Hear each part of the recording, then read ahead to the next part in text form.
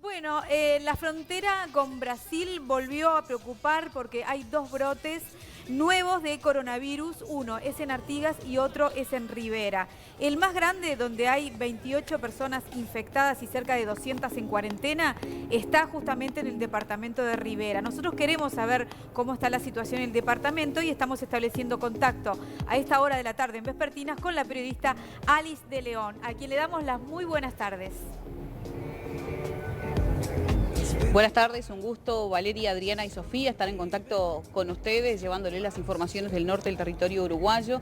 Como lo decías, muchísimas personas en cuarentena, más de 180 a esta hora. Y lo que te puedo actualizar es que ya son 30 al día de hoy los casos positivos para COVID-19 en Rivera, algunos usuarios de las mutualistas privadas y algunos de ACE. Esto es una noticia que preocupa, pero que no sorprende. Venimos de un fin de semana con más de 80 casos activos en Santa Ana do Livramento. Para quienes conocen la frontera, es totalmente permeable, nos separa una calle y del otro lado se ha perdido de alguna forma lo que es el hilo epidemiológico. La transmisión ya es comunitaria y es un dato que preocupa muchísimo, chiquilinas. Alice, más allá de esto, había como una intención de hacer testeos en Santana do Livramento, o sea, de que Uruguay colaborara en ese tema. ¿Eso no ha prosperado o ha sucedido?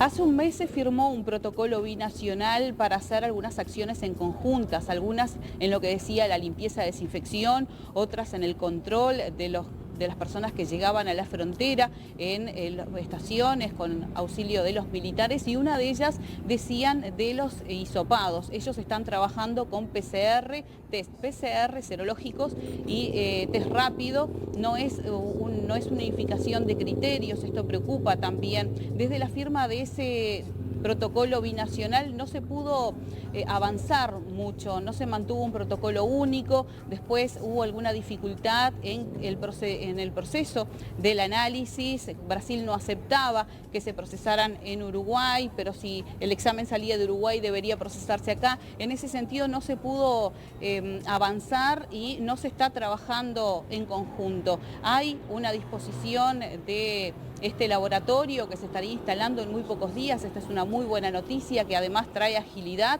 en el resultado de los exámenes que se hacen aquí en Rivera, y este estaría a disposición de Brasil. Pero lo cierto a esta hora es que Santa Ana do Livramento se mantiene en ese protocolo único, hace exámenes PCR y también exámenes serológicos para detectar esta enfermedad. No hay una unidad de criterios en ese sentido, y esto es algo que viene a perjudicar también el diagnóstico de esta enfermedad. También en lo que refiere al estudio de los casos del hilo conductor se perdió totalmente, claro. Es lo que les puedo contar en Santa Ana do Livramento, y esto dificulta muchísimo llegar a los contactos de este lado de la frontera. Muchísimos son los casos, incluso de este último brote, que se piensa que se originó en ese vecino municipio. Incluso el caso de un médico muy comentado desde la semana pasada que estuvimos informando, es un profesional de la salud que trabaja en Livramento y trabaja también en las mutualistas aquí en Rivera, y bueno, la circulación de los ciudadanos es constante en esta frontera. Alice, nos habían comentado de también el caso dentro de una comisaría, por ejemplo, en donde también había varios casos positivos, y esto obviamente trae complicaciones porque toda la comisaría tendría que estar en cuarentena. ¿Eso se confirmó? ¿Tenés información al respecto? Eso se confirmó y es un caso muy particular. Es la comisaría de Minas de Corrales en el interior, donde aproximadamente 15 efectivos policiales pasaron a cuarentena. La totalidad es una comisaría que atiende a la población de aproximadamente 4.000 personas. En turnos de a 3 efectivos por guardia se tuvo que poner en cuarentena a todos ellos luego de uno de los casos positivos. Minas de Corrales, que tiene a esta hora, información que nos llega en este momento, 5 casos activos. Para el nivel de la población es preocupante lo que es una localidad del interior del departamento, y allí tuvo que ir a atender a esta comisaría el grupo de respuestas tácticas del departamento de Rivera. ¿Pasó algo similar con algún centro educativo? O, a ver si esta información es correcta o no.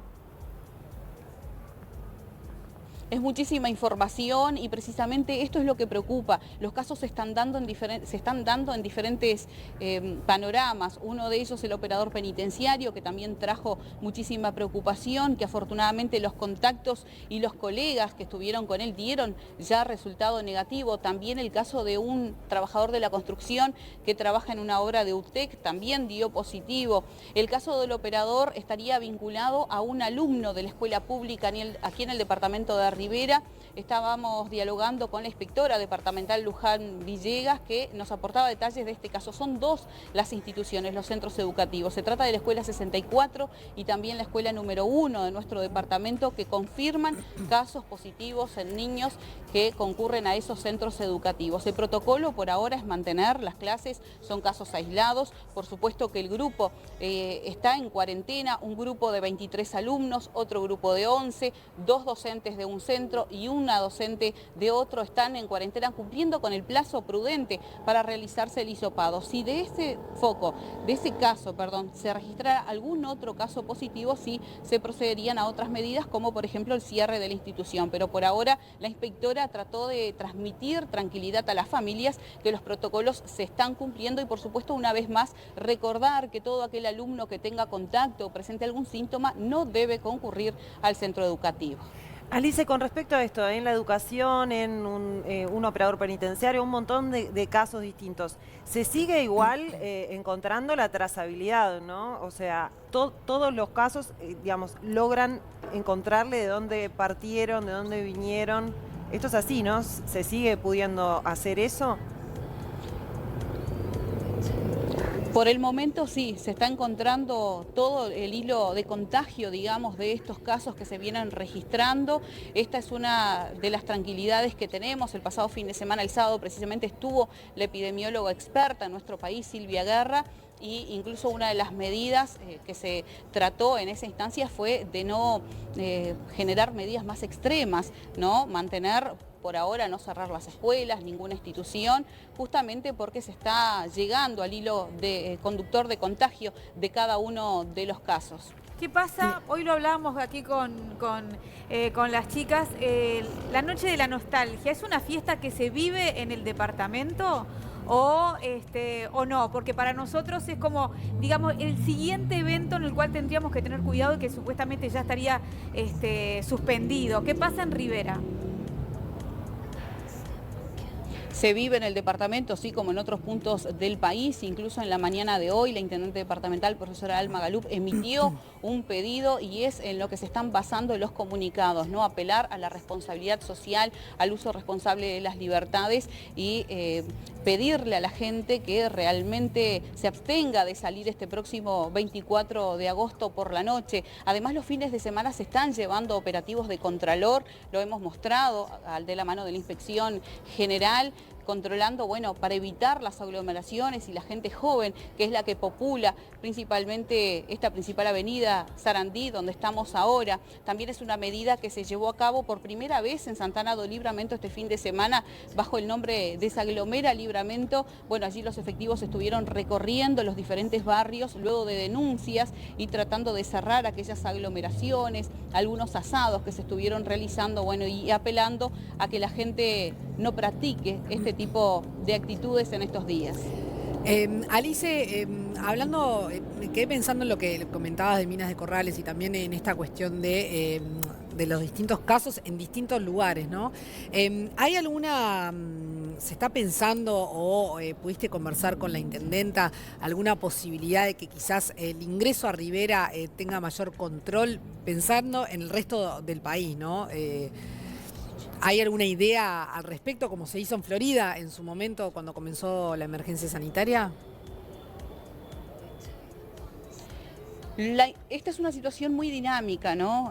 La verdad que es una situación que es cambiante a todo momento. La información que tenemos hasta esta hora de este lunes es que no se cambiaría ninguna medida de las que se vienen llevando a cabo. Se mantiene total control sobre los casos que se vienen registrando lamentablemente en el departamento, pero no se extremarían ninguna medidas. Te reitero, esto es a la tarde de hoy, no sé si en las próximas horas no se extremaría extremarían algunas de estas medidas, pero por supuesto que el tránsito entre Santana do Livramento y Rivera y por ende entre Brasil y Uruguay es constante. Alice, estoy viendo detrás tuyo bastantes personas con tapabocas. ¿Cómo lo están viviendo allí? ¿Cómo están? ¿Están responsables? ¿Están preocupados? ¿Es como que sienten que de alguna manera se vuelve atrás con estos nuevos brotes? ¿Cómo lo está viviendo la gente ahí en la ciudad? Es una situación muy preocupante a esta hora, si bien que el comportamiento de los ciudadanos riverenses se ha mantenido desde aquel 13 de marzo cuando se decretó la emergencia sanitaria, incluso varios comercios cerraron de manera voluntaria sus puertas en aquel momento, pero ya son 5 meses. Mismo así, mucha gente haciendo uso del tapaboca. Es lo que más se registra. Tuvimos la oportunidad de dialogar con algunos legisladores, por ejemplo, que van a la capital y pasean por todo el país. Cuando regresan a Rivera, una de las cosas que nos mencionan es eso, es el uso constante del tapaboca aquí en la frontera, es algo que se registra. También en Santana do Livramento tenemos la obligatoriedad de usarlo, ¿no? Bajo percibimiento de multa, es uno de los puntos del decreto del prefeito Solimar Yaropein, una multa que aproxima a los 1.000 pesos y en caso de reincidencia el valor se duplica. Bien, tenemos una información de último momento que ya que estamos la compartimos contigo, Alice, que el presidente Luis Lacalle Pou habló este lunes sobre la vacuna rusa contra el COVID-19 y afirmó que hay una ansiedad controlada en el mundo y en Uruguay por tener una vacuna que cumpla con el fin exigido para nuestra salud. Lacalle Pou dijo en June que una vez que se demuestre la eficacia de la vacuna vamos a tratar de ser los primeros en la fila para obtener al menos 2 millones de dosis para poder vacunar a los uruguayos. Esto, bueno, es una noticia en desarrollo que está en este momento... Sí. De hecho, la vacuna se va a poder vacunar quien quiera, ¿no? No va a ser, digamos, obligatoria a priori esta vacuna. O sea que va a llegar un buen tiempo para que en todo caso sea aprobada e ingrese al país. Sin duda. Eso es lo que se presupone. Y con respecto a eso de la vacuna o a esta situación, ¿se habla también en Rivera de esas cosas o no? Es una muy buena noticia y lo que se especula también en esta frontera, pero ese contacto directo que tenemos con Brasil también nos permite estar un poco más cerca.